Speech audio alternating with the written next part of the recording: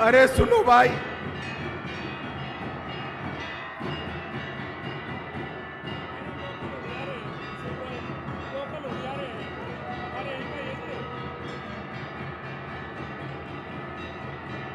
अरे बंद करो भाई।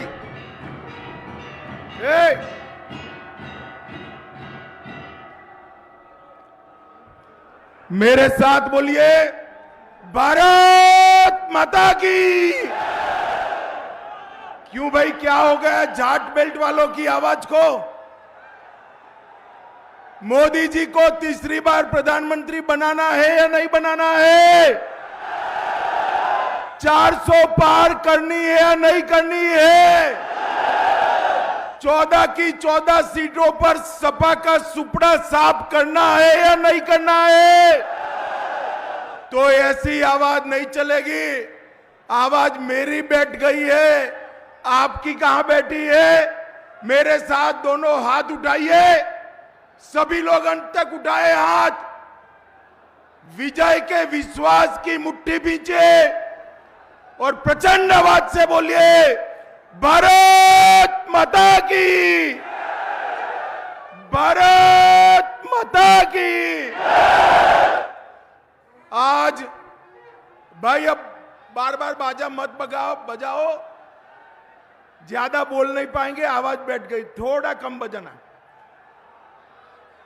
आज जाट बेल्ट में इतनी बड़ी संख्या में आए हुए भारतीय जनता पार्टी और लोकदल के सभी समर्थक भाइयों बहनों माताओं को प्रणाम कर कर मेरी बात की शुरुआत करता हूं। सबसे पहले मैं इस भूमि पर आया हूं जिस भूमि से चौधरी चरण सिंह ने किसानों के लिए, देश भर के किसानों के लिए अपनी आवाज बुलंद की थी। चौधरी चरण सिंह को स्मरणांजलि देकर मेरी बात की मैं शुरुआत करना चाहता हूं।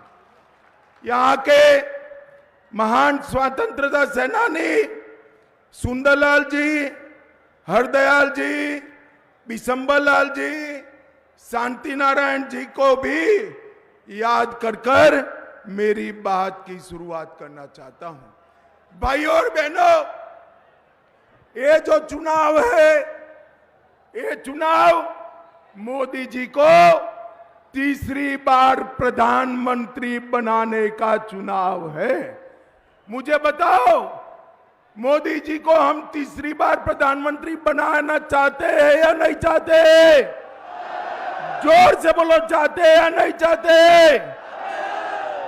मोदी जी ने गरीबों के उत्थान के लिए, किसानों के उत्थान के लिए ढेर सारे काम किए। मोदी जी ने गुड़ और गन्ने के इस क्षेत्र के अंदर गन्ने के लिए राष्ट्रीय नीति बनाकर ढेर सारे बदलाव किए।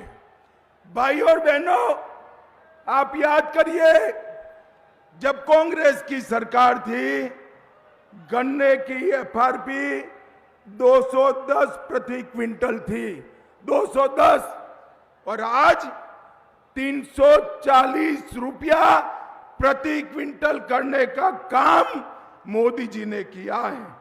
और भुगतान की जहां तक बात है, 95 से 17 में एवरेज भुगतान 23,000 करोड़ होता था, आज 2,50,000 करोड़ रुपया गन्ने का भुगतान करने का काम भारतीय जनता पार्टी की सरकार ने किया है।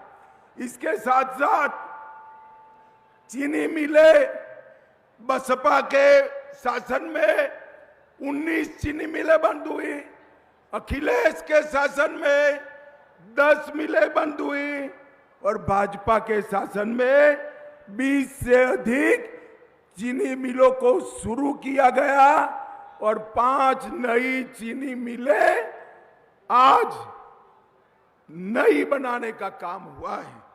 और हमने इथेनॉल की पॉलिसी लाकर पहले 2014-15 में इथेनॉल पेट्रोल में मिलाया नहीं जाता था, आज 154 करोड़ लीटर इथेनॉल मिलाया जाता है, जिससे गन्ना किसान की आय को बढ़ाने का काम हुआ है। भाइयों और बहनों, बैठ जाओ भैया, बैठ जाओ, कुछ नहीं है, बैठ जाइए, जरा बैठ जाइए सब लोग। भाइयों और बहनों, मुझे बताओ, ये कश्मीर जो है हमारा है या नहीं है? जोर से बोलो, कश्मीर हमारा है या नहीं है? धारा 370 हटनी चाहिए थी या नहीं हटनी चाहिए थी?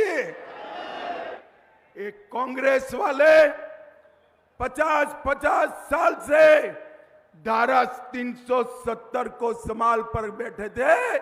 मोदी जी ने दूसरी बार जब आपने प्रधानमंत्री बनाया, धारा 370 को समाप्त कर कर कश्मीर को भारत के साथ जोड़ने का काम किया। भाइयों और बहनों, नरेंद्र मोदी जी ने कश्मीर में से आतंकवाद को समाप्त करने का काम किया है।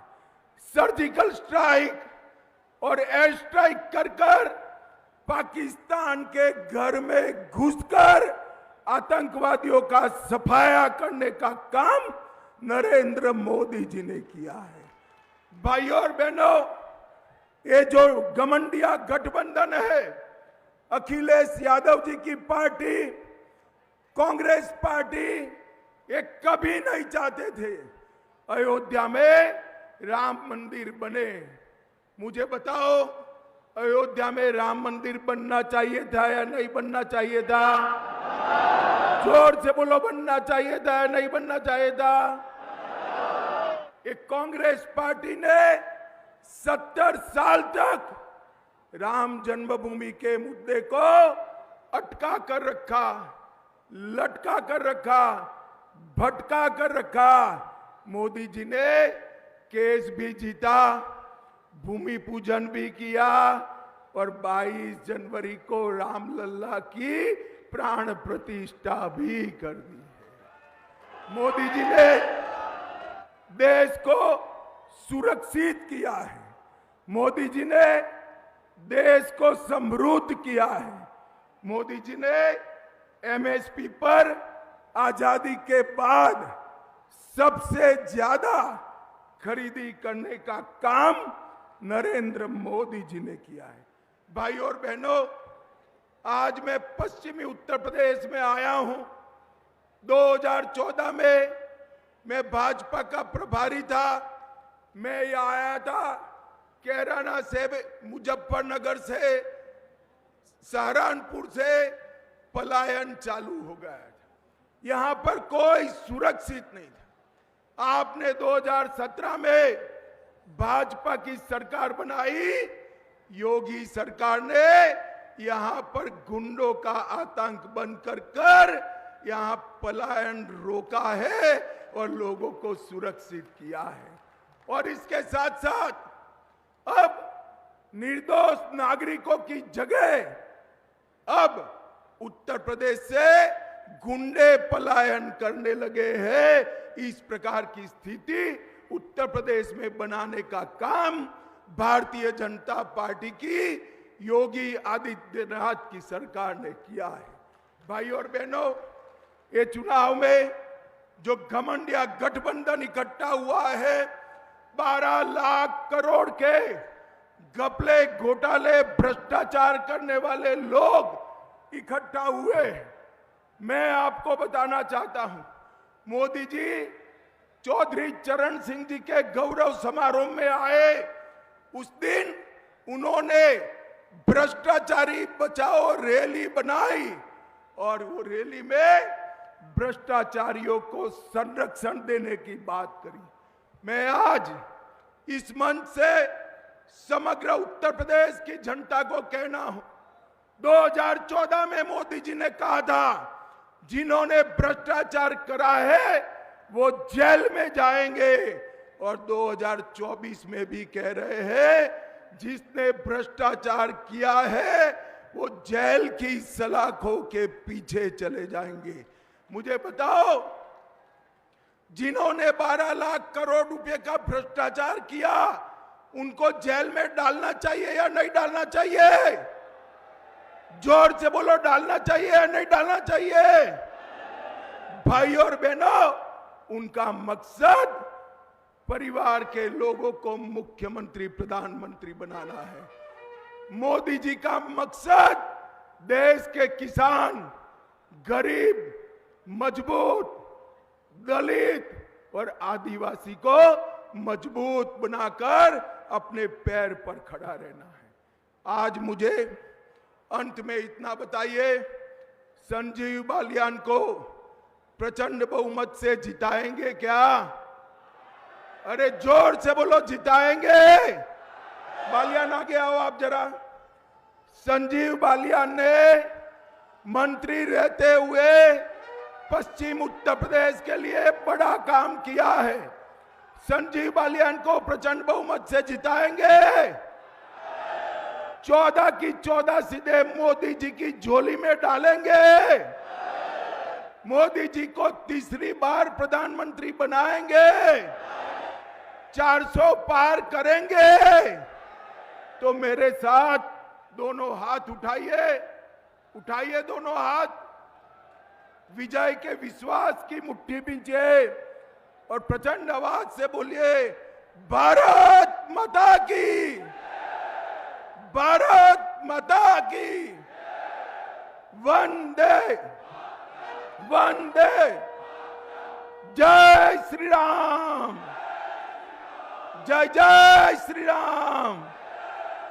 आप सभी का बहुत बहुत धन्यवाद। मैं आमंत्रित करता हूं आज की सभा के सम्मानित अध्यक्ष आदरणीय संदीप मलिक जी को, वे आएं और आज के कार्यक्रम के समापन की घोषणा करें। आज के कार्यक्रम में देश के गृह मंत्री जी, हमारी पार्टी के राष्ट्रीय अध्यक्ष आदरणीय जयंत चौधरी जी, मंच पर उपस्थित सभी लोगों का बहुत बहुत धन्यवाद और सामने जो लोग बैठे हैं उनको इस कार्यक्रम को सुनने के लिए बहुत बहुत धन्यवाद, बहुत बहुत आपका आभार। सभी को धन्यवाद।